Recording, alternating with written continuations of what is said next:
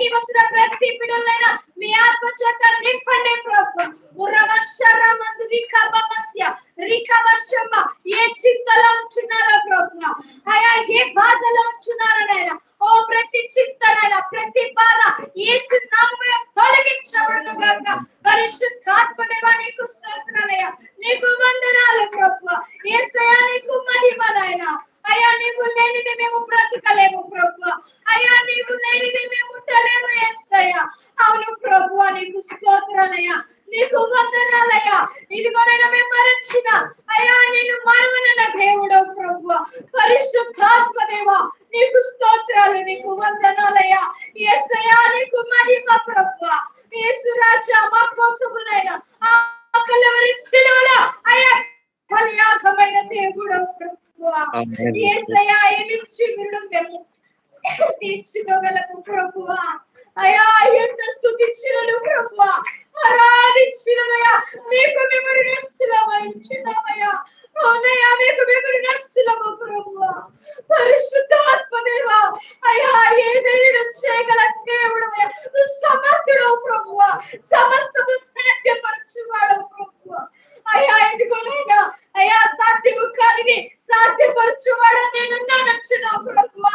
అవునయ్యా యేసుక్రీస్తు నామములో ప్రతిదిన ప్రభువా సమస్తము సాధ్యపరచబడును గాక.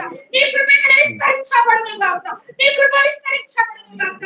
పరిశుద్ధాత్మదేవా నీకు స్తోత్రాలయ్యా, నీకు వందనాలు ప్రభువా. యేసయ్యా నీకు మహిమ, యేసు నీకు మహిమ, యేసు నీకు మహిమ.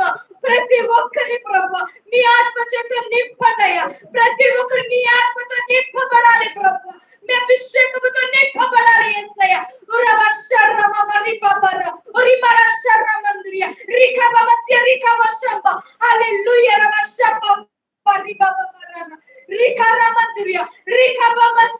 హల్లెలూయా. ఇదిగో జీవితంలో అన్ని జరుగుతున్నాయి కానీ ఈ ఒక్కటి మాకు జరగట్లేదు అనుకుంటున్నావా? యేసుక్రీస్తు నామములో ఇప్పుడే ఆ ఒక్కటి కూడా యేసయ్య సాధ్యపరుస్తున్నాడు.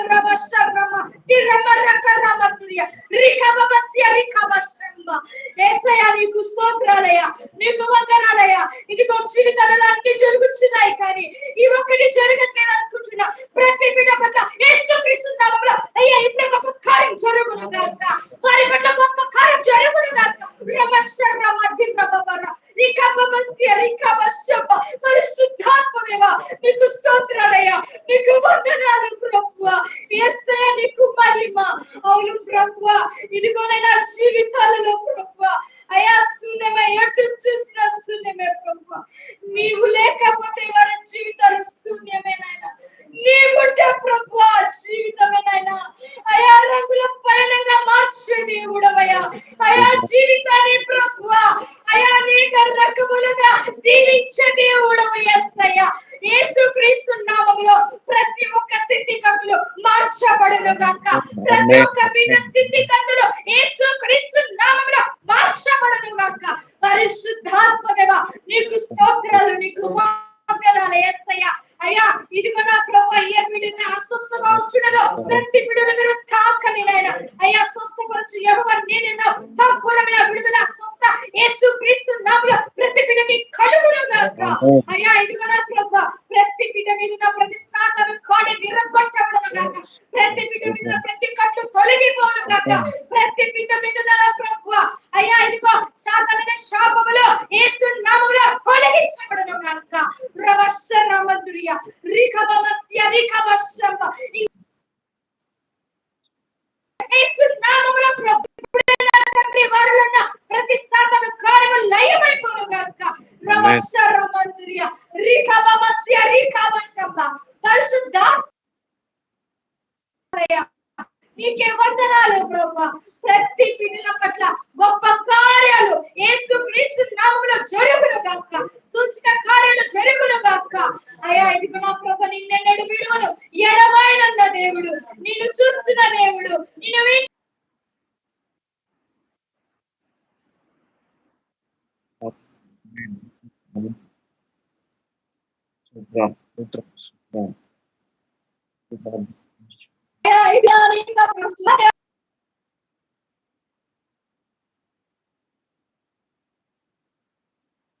Amen. కలుగునుగాక. రవశర్ర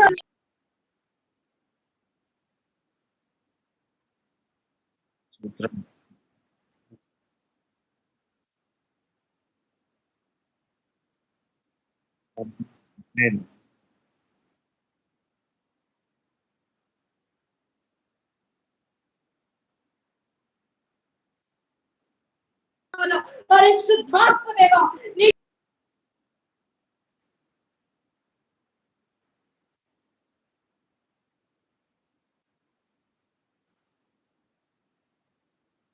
ఆమేన్.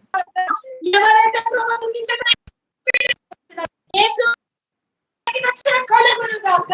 యేసుక్రీస్తు నామమున వారికి రక్షణ కలుగును గాక. పరిశుద్ధాత్మదేవా కుటుంబాల సమస్తం యేసుక్రీస్తు నామమున ప్రభువా రక్షణ మార్గము తెరవబడును గాక. పరిశుద్ధాత్ముడా నీకు స్తోత్రాలు, నీకు వందనాలు యేసయ్యా, నీకు మహిమ నాయనా. హల్లెలూయా. నీ కోసము నా ప్రభువా ఇదిగో ఇదిగో బిడ్డ నీ కోసం పరలోకపు తలుపులు తెరవవచ్చునని ఇచ్చినవయ్యా. యేసు నామమున తలుపులు తెరవబడును గాక. అటు దీవెనలు కుమ్మరించబడును గాక. యేసు నామమున దీవెనలు కుమ్మరించబడును గాక. పరిశుద్ధాత్మదేవా నీకే స్తోత్రాలయ్యా. ప్రతి బిడ్డల పైననైనా అయ్యా మీ ఆశీర్వాదము కుమ్మరించబడును గాక. యేసయ్యా నీకే స్తోత్రాలయ్యా, నీకే వందనాలు చెల్లిస్తూ, నీకే ప్రభు సమస్తమైన ఘనత మహిమ ప్రభువాల ఓపిస్తూ నజరేన సజీవుడైన యేసుక్రీస్తు పరిశుద్ధ నామమున మీకే మా స్తుతి ఆరాధన అంకితము చేస్తున్నా నా పరమ తండ్రి. Amen. Amen. Amen. Praise the lord.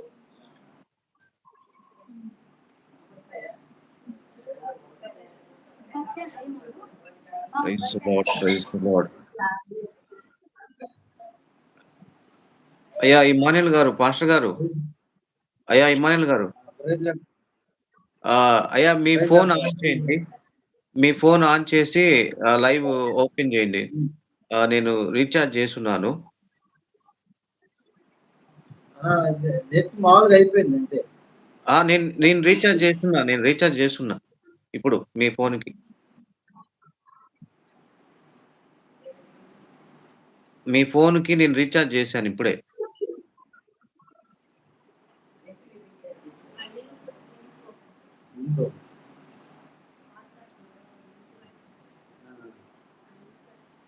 వచ్చిందా? నెట్ వచ్చిందా?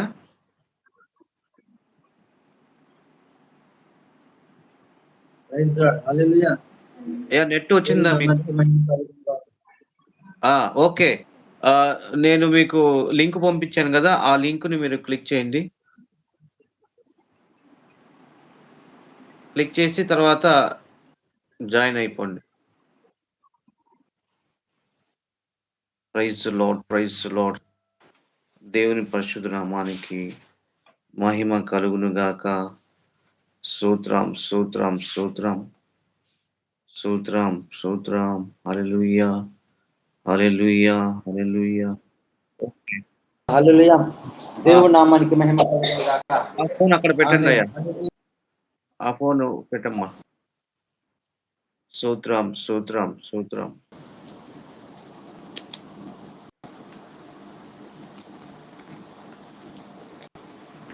Okay. Praise lord. Hallelujah. Amen. Hallelujah. Hallelujah. Voice వినిపిస్తుందా? ఓకే. అన్నీ ఓకే. కరెక్ట్‌గా ఉందండి. ఓకే. కరెక్ట్‌గా ఉంది. తగ్గిపోతుంది. ఓకే. ఓకే. तेरा वॉइस आना नहीं है. Praise the lord. హల్లెలూయా.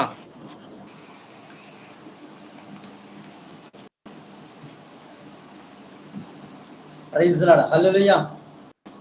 దేవుని నామానికి మహిమ కలుగును గాక. ఆమేన్. వినిపిస్తుందా ఆమేన్. సౌండ్? సౌండ్ వస్తుందా? వస్తుంది. వస్తుంది. సరే సరే. Praise lord. హల్లెలూయా. దేవుని నామానికి మహిమ కలుగును గాక. లైవ్ చూసిన ప్రతి ఒక్కరికి వందనాలండి. దేవుని యొక్క వాక్యంలోకి వెళ్దాము. యెహోషువ గ్రంథము 1వ అధ్యాయము 5వ వచనం. యెహోషువ గ్రంథము 1వ అధ్యాయము 5వ వచనం. యెహోషువ గ్రంథము 1వ అధ్యాయం 5వ వచనము. నీవు బ్రతుకు దినములన్నిటిను ఏ మనుషుడు ఎదుట నిలవలేక ఉండును. నేను మోషేకు తోడై ఉన్నట్లు తోడై ఉండును. నిన్ను విడువను, నిన్ను ఎడబాయను, నిబ్బరం కలిగి. ఆమేన్. హల్లెలూయా. చిన్న ప్రార్థన. కృపా సత్య సంపూర్ణ నీకు స్తోత్రాలు. ప్రేమ నమ్మకమైన తండ్రి నీకు స్తోత్రం. పరిశుద్ర నీకు స్తోత్రం. జీవాధిపతి నీకు స్తోత్రం. సర్వశక్తి మంతుడా స్తోత్రాలు, వందనాలు ఆయన ప్రభా తండ్రి. అయ్యా ప్రభా తండ్రి, మా శక్తి మా జ్ఞానం దేనికి సరిపోదు ప్రభా తండ్రి. అయ్యా ఈ రోజు ప్రభా ఈ లైవ్ ద్వారా బిడ్డతో ప్రభా ఈ వాక్యం ద్వారా ప్రభాతని నాతో ప్రభాతని లైవ్ చూసిన ప్రతి బిడ్డతో వచ్చిన ప్రతి ఒక్కరితో మీరే ఈ వాక్యం ద్వారా మాట్లాడమని, పరిశుద్ధ ఈ వాక్యాన్ని స్థిరపరచమని ప్రభాతని, అయ్యా బలపరచమని ప్రభాతని, నడిపించమని యేసుక్రీస్తు నామమున అడిగి వేడుకున్నాం తండ్రి. ఆమేన్. దేవుని నామానికి మహిమ కలుగును గాక. చూడండి, యెహోషువతో దేవుడు అంటున్నాడు, యెహోషువ భయపడకు, నేను మోషేకి ఏ విధంగా తోడే ఉన్నానో నేను ఈరోజు ఆ రీతిగా నీకు పోతున్నాను. కాబట్టి నేను నిన్ను విడువను, ఎడబాయను. కాబట్టి నువ్వు నిబ్బరం కలిగి ధైర్యంగా ఉన్నావు. ప్రభు ఏం చెప్తాడు? నేను నిన్ను విడిచిపెట్టే దేవుణ్ణి కాదు, ఎడబాసే. కాబట్టి మోషేకి నేనే విధంగా తోడే ఉన్నానో ఆ రీతిగా నేను నీకు తోడే ఉండి నడిపిస్తాను. ఎందుకు భయపడుతానంటే, ఇంకా 40 సంవత్సరాలు మోషే ఆ ఇశ్రాయేలు వాళ్ళు పెట్టే టార్చర్ని భరించాడు ఆయన. అంతలో మోషేనే వాళ్ళని భరించలేకపోయాడు. ఆయన తర్వాత ఈ నాయకత్వాన్ని, నడిపింపుని దేవుడు నాకు ఇచ్చాడు.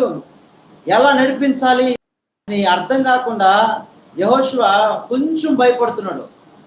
అందుకే దేవుడు మాట్లాడు స్పష్టంగా, నేను మోషేకి తోడే ఉండి నడిపించినట్లు ఈరోజు కూడా నీ జీవితంలో నేను తోడే ఉండి నడిపిస్తున్నాను. కాబట్టి నువ్వు భయపడబాకు. నువ్వు ఒంటరి వాడివి, నా వల్ల కాదు, నేనేమి చేయలేను అనుకున్నామేమో. ఒంటరి వాడు 1000 మంది అవుతారంట. దేవుడు ఒంటరి వారికి తోడే ఉండి నడిపిస్తాడు. అందరూ మనకు తోడుగా ఉంటే నడిపించేదేముంది? ఎవరు మనకు తోడుగా ఉన్నా, మనం ఎలాంటి పరిస్థితుల్లో ఉన్నా దేవుడు మనకి తోడే ఉండి నడిపిస్తాడు. అంతేకాదండి, దావీదు ఉన్నాడు. దావీదు ఎలాంటి పరిస్థితిలో ఉన్నాడు? సౌలు ఈటి విసి తరుముకున్నాడు. సౌలు చూస్తే మహారాజు, సామాన్యుడు. సౌలు తన బలంతో, తన బలగంతో దావీదుని చంపాలి చంపాలి చంపాలని చెప్పి ఎన్నోసార్లు ఏం చేశాడు? ప్లాన్లు వేశాడు, ఈటి విసిరాడు, ఎన్నో ప్రయత్నాలు చేశాడు.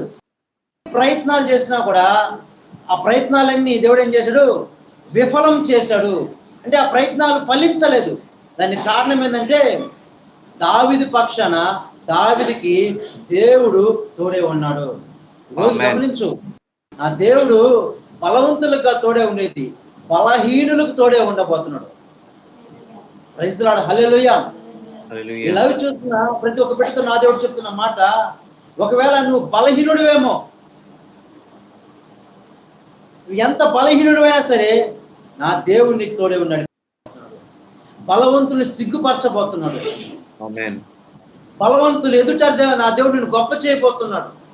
నా దేవుడు గొప్ప చేసే దేవుడు, తోడేవుని నడిపించే దేవుడు, ఆదరించే దేవుడు. ఆయన నమ్ముకొని ఆయన మీద ఆనుకున్న ప్రతి బిడ్డని నా దేవుడు ఏం చేస్తాడు? ఆదరిస్తాడు. ఆయన తోడేవుని ఆదరిస్తాడు. ఇప్పుడు యోసేపు ఉన్నాడు, అన్నలు విసర్జించాడు. కాస్త కూస్తో నమ్మకంగా పనిచేస్తున్న ఆ పోతీఫరు భార్య ఏం చేసింది? ఆ మనిషి నింద వేసి విసర్జించారు. అందరు విసర్జించి నెట్టివేసిన దేవుడు మాత్రం విసర్జించలేదు. చూడండి, రోజు చెయ్యని తప్పుకి నువ్వు అవమానపడుతున్నావేమో, నీ మీద నిందలు వేస్తున్నారేమో, నిన్ను గాయపరుస్తున్నారేమో, కానీ నీ బంధువులు కావచ్చు, నీ స్నేహితులు కావచ్చు, నీ యజమానులు కావచ్చు, ఎవరైనా కావచ్చు, ఎవరు నిన్ను విసర్జించినా, ఎవరు నిన్ను త్రోసివేసినా, ఎవరు నిన్ను విడిచిపెట్టినా, నా దేవుడు నిన్ను విసర్జించే దేవుడు కాదు, త్రోసివేసే దేవుడు కాదు. వాళ్ళందరూ యోసేపుని ఏం చేశారు? త్రోసివేశారు, నెట్టివేశారు. యోసేపు బ్రతికంత అన్నట్టుగా చూశాడు. కానీ దేవుడు మాత్రం విసర్జించలేదండి. దేవుడు తోడే ఉండి ఏం చేశాడు? చివరికి ఐగుప్తు దేశంలో ప్రధానమంత్రిగా హెచ్చించాడు. ఆమేన్. చూడండి, ఆయన నమ్ముకున్న వారికి దేవుడు ఎప్పటికైనా న్యాయమే చేస్తాడు. ఈరోజు ఆయన నమ్ముకొని నీ జీవితంలో కష్టాలు అనుభవిస్తున్నావా, శ్రమలు అనుభవిస్తున్నావా, ఏడుస్తున్నావా? ఆయన నమ్ముకొని నీ బంధువుల చేత కావచ్చు, నీ చుట్టుపక్కల ఉన్న వారి చేత కావచ్చు, ఎవరి చేతనే సరే విసర్జించబడుతూ రకరకాల పరిస్థితులు కూడా నడుస్తున్నావా? అయితే నా దేవుడు చెప్తున్న మాట ఏంటంటే, ఆయన నమ్మేవు కదా, ఆయనే నీకు తోడుగా ఉండి నడిపించబోతున్నాడు. అంతే, నీ భారాన్ని ఆయన మీద వేసే అంతే. దేవుడు తోడే ఉండి నడిపించబోతున్నాడు. నా దేవుడు చేయలేదంటూ ఏది లేదు. నా దేవుడు ఎటువంటి కార్యాలైనా చేయగలుగుతాడు. చూడండి, మీకు కొన్ని మాటలు జ్ఞాపకం చేస్తాను. ఈ రాత్రి వేళ సమయంలో ఒక 3 మాటలు మీతో పంచుకోవాలనుకున్నాను. దేవుడు ఎలాంటి వారికి తోడే ఉంటాడంటే, ఎలాంటి పరిస్థితులు ఉన్న వారికి తోడే ఉంటాడంటే, మనం ఎలా ఉంటే దేవుడు మనకు తోడే ఉంటాడంటే కొన్ని మాటలు మీకు జ్ఞాపకం చేస్తాను. ఆదికాండము 26వ అధ్యాయము 34-35 వచనాలు. ఆదికాండము 26వ అధ్యాయము 34-35 వచనాలు.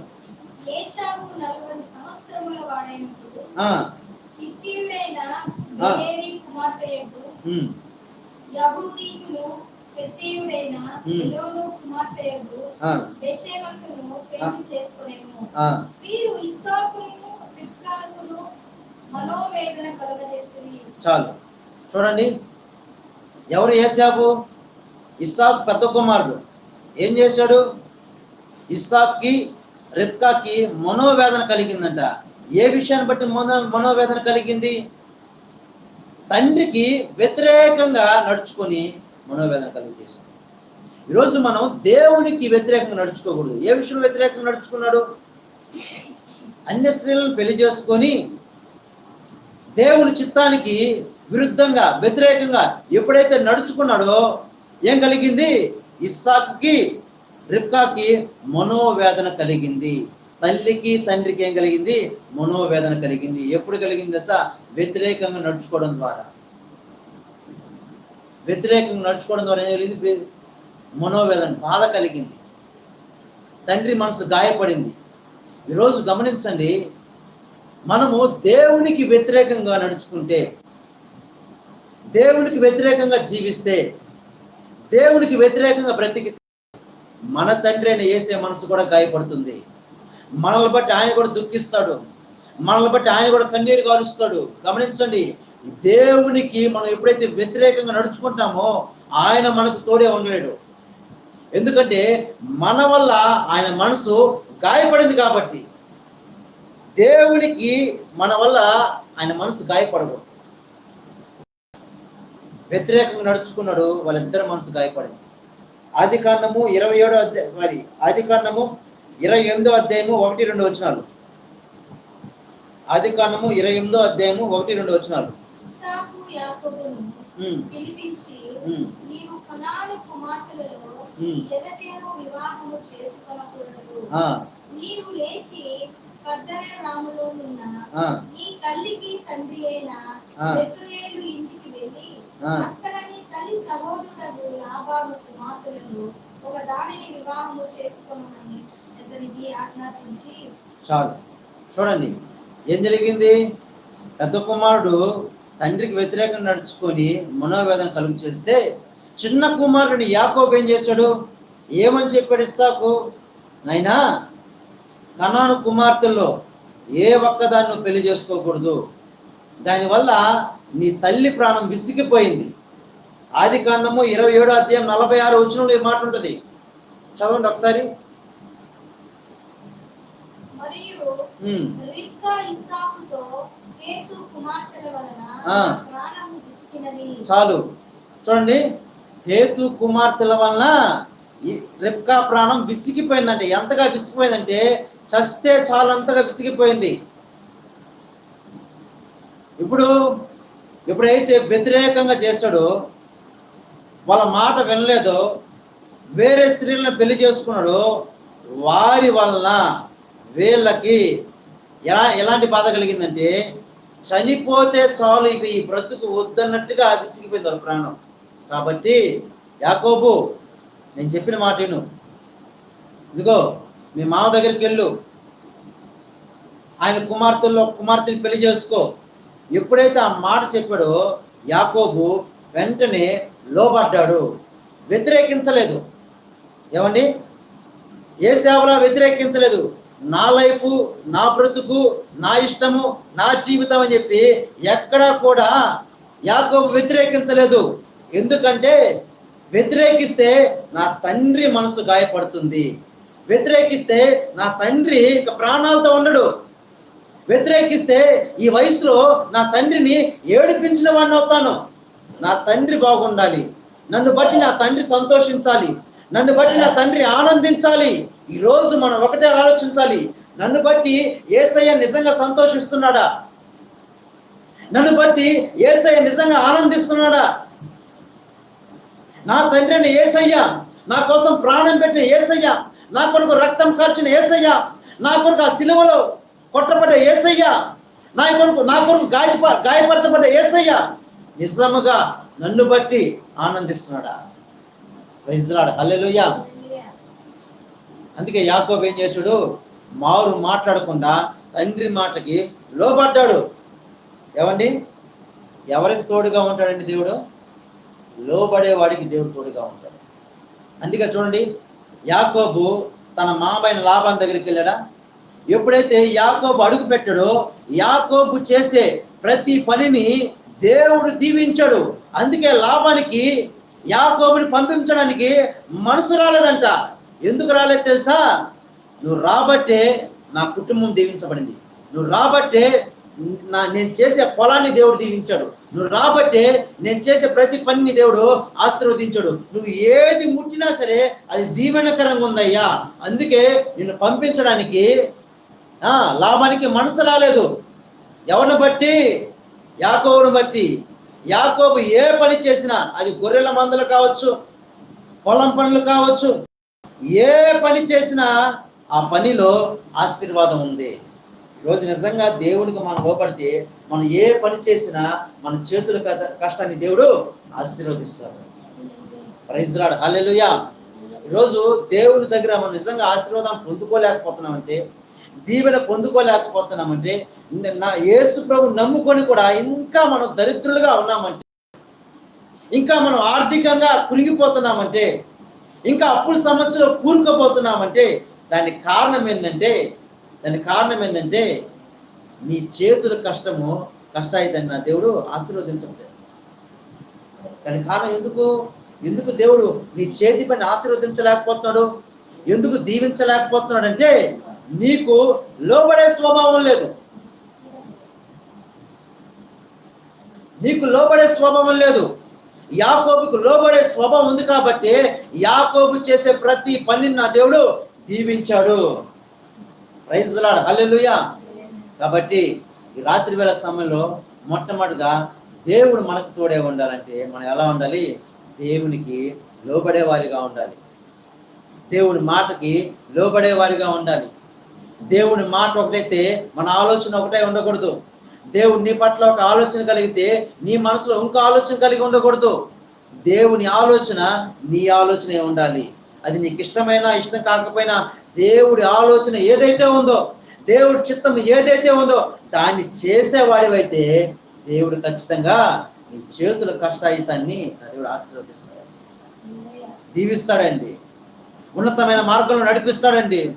ఈరోజు దేవుని నమ్ముకొని కూడా మనం రోగాలతో ఉన్నామంటే, రకరకాల సమస్యలతో ఉన్నామంటే, రకరకాల శోధనలు కూడా నడుస్తున్నామంటే, రకరకాల వ్యాధి బాధలు కూడా నడుస్తున్నామంటే దానికి కారణం ఏంటంటే నీకు ఎక్కడో లోబడే స్వభావం లేదు. అది ఎక్కడో ఈ రాత్రి వేళ నిన్ను నువ్వు పరీక్షించుకో. దేవుని సన్నిధానంలోకి వెళ్ళు, ప్రభా నేను ఏ విషయంలో లోబడలేకపోతున్నాను ప్రభా, ఏ విషయంలో లోబడే వాడిగా నేను ఉండలేకపోతున్నాను ప్రభా. అయ్యా ఒకవేళ లోబడే మనసు నాకు లేకపోతే ప్రభా ఈ రోజు నుంచి నేను లోబడతాను ప్రభా, ఈ రోజు నుంచి లోబడతాను ప్రభాతని. నేను కష్టపడుతున్నానే కానీ ప్రభాతని ఆ కష్టయితం అంతా ప్రభాతని అయ్యా పరులు సొత్తు అయిపోతుంది ప్రభాతని. నేను శ్రమ పడుతున్నాను ప్రభాతని, ఎంతో ప్రయాసపడుతున్నాను ప్రభా, ఆ ప్రయాసం అంతా ప్రభాతని అయ్యా నీళ్ళలో కలిపిన బూడిదలాగా అయిపోతుంది ప్రభాతని.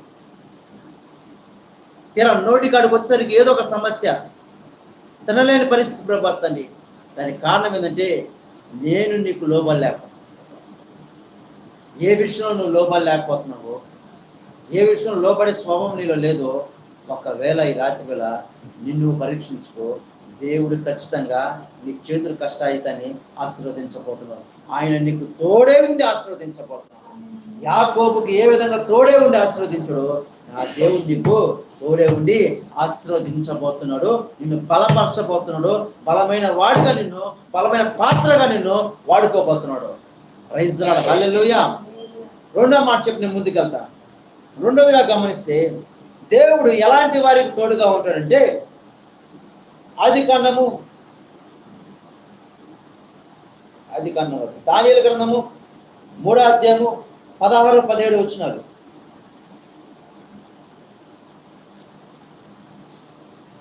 దానియేలు గ్రంథము 3వ అధ్యాయము 16-17 వచనాలు.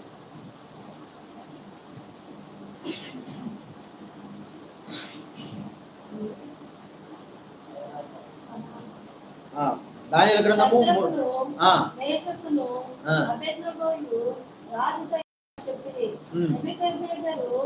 ఇందుల గురించి నీకు ప్రత్యుత్తరం ఇవ్వవలెనన్న చింత మాకు లేదు. మేము సేవించుచున్న దేవుడు మండుచున్న వేడిమి గల ఈ అగ్నిగుండములో నుండి మమ్మను తప్పించి రక్షించుటకు సమర్థుడు. మరియు నీ వశమున పడకుండా ఆయన మమ్మను రక్షించును.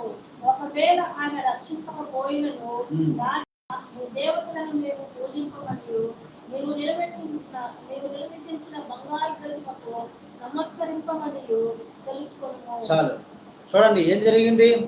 దానియేలు గ్రంథంలో మనం గమనిస్తే షద్రకు, మేషకు, అబేద్నెగోలు నెబుకద్నెజరు రాజు ఏం చేశాడు, తన ప్రతిమను అంటే తన విగ్రహాన్ని నిలబెట్టించి అక్కడ ఆ దేశం మొత్తం, ఆ పట్టణం మొత్తం చాటింపు వేయించాడు. ఏమని చాటింపు వేయించాడంటే, ప్రతి ఒక్కరూ ఈ గ్రామంలో కావచ్చు, ఈ పట్టణంలో కావచ్చు, ఈ దేశంలో కావచ్చు ఉన్న ప్రతి ఒక్క ప్రజలందరినీ పిలిపించి నా ప్రతిమకు అంటే నా బొమ్మకు మీరందరూ సాగిలపడి నమస్కరించాలి, లేదంటే మీ ప్రాణాలు ఉండవు. ఏమని చెప్పాడు, ఎవరైతే సాగిలపడరో వాళ్ళ ప్రాణాలు ఏమైపోతే గాల్లో కలిసిపోతాయి. ఎందుకు, నా ప్రతిమకు మొక్కని వారందరికీ ఇది నేను విధిస్తున్న శిక్ష అన్నాడు. అందరూ వచ్చారు, గొప్పవారైతేమి లేని వారైతేమి ప్రతి ఒక్కరు వచ్చి ఆ ప్రతిమకు ఏం చేస్తున్నారు, మొక్కుతున్నారు. ఎందుకు, భయంతో మొక్కుతున్నారు. కొంతమంది మొక్కకపోతే ఏమవుతుంది, మనల్ని అగ్నిగుండంలో వేసేస్తాడు, చంపేస్తాడు. తీరా ఈ లోపల ఆ వార్త ఎవరి దగ్గరకు వచ్చింది, షద్రకు, మేషకు, అబేద్నెగోల దగ్గరికి వచ్చింది. వాళ్ళని కూడా పిలిచారు, మీరు కూడా మొక్కమన్నాడు. మేము ప్రాణము పోయినా కూడా పొరపాటున కూడా ఆ ప్రతిమకు మొక్కమన్నారు. ఎందుకంటే మేము సేవిస్తున్న దేవుడు, చదవమ్మాయి, మేము సేవిస్తున్న దేవుడు మండుచున్న వేడిమి గల ఈ అగ్నిగుండములో నుండి మమ్మల్ని తప్పించి రక్షించుటకు. చాలు. మేము సేవిస్తున్న దేవుడు ఈ మండుచున్న అగ్నిగుండంలోంచి తప్పించగల దేవుడైనా. మా దేవుడు ఎవరంటే తప్పించే దేవుడు. పొరపాటును కూడా మేము ఈ పని చేయము. ఇంకో మాట కూడా చెప్పారు, ఒకవేళ రక్షించకపోయినా కూడా ఆయన మా దేవుడు, ఆయన మాత్రమే మాకు దేవుడు, ఆయనకు తప్ప మేము ఎవరికి మొక్కము. చూడండి దీంట్లో గమనిస్తే వారి విశ్వాసం ఎలాంటిదంటే, బ్రతికించకపోయినా యేసే మాకు నిజమైన దేవుడు అని చెప్పి వాళ్ళు ఏం చేశారు, నిలబడ్డారు.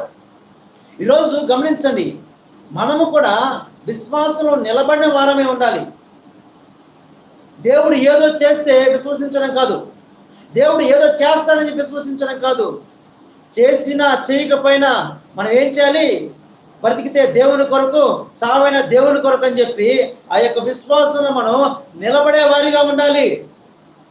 రెండోదిగా గమనిస్తే, విశ్వాసంలో ఎవరైతే నిలబడతారో వారికి నా దేవుడికి తోడుగా ఉంటాడు. ఎలాంటి పరిస్థితి అప్పుడు, దేవుడు మన జీవితంలో మేలు చేసినా చేయకపోయినా మేము ఎలా ఉన్నా మా దేవుణ్ణి ఎలాంటి పరిస్థితిలో కూడా విడిచిపెట్టము, సనగము, కొనగము, తిట్టుకోమని ఎవరైతే నిలబడతారో విశ్వాసంలో వారికి నా దేవుడు తోడుగా ఉంటాడు. ప్రైజ్ లార్డ్, హల్లెలూయా.